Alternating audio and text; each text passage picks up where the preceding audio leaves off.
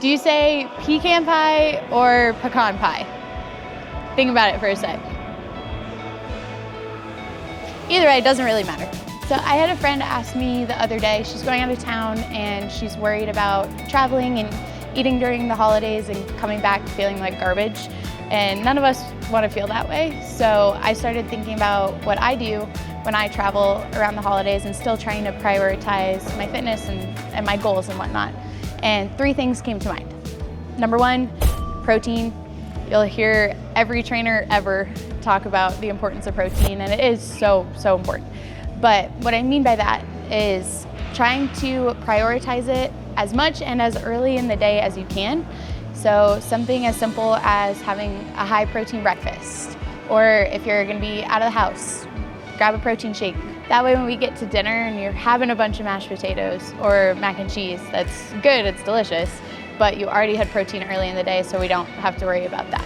Second one's gonna be water, and it's kind of a duh moment, we all know that, but especially when we're traveling, I don't know about you, but I always either forget to drink water, I get sick, or I'm drinking other things that are not water that aren't gonna help me, especially around the holidays. So as much water as we can, don't drown yourself.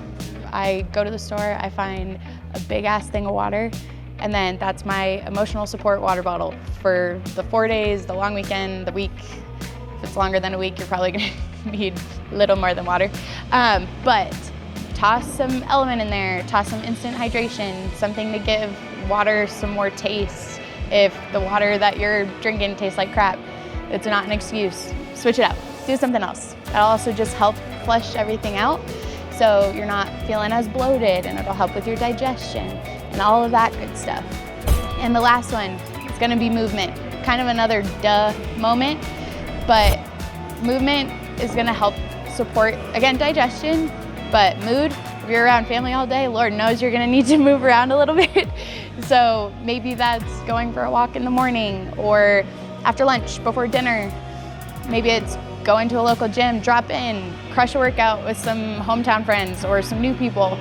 But if you can get your body moving earlier in the day, that's gonna also help support you later in the day when maybe we're having a big dinner and then you're in a food coma and you don't wanna move around.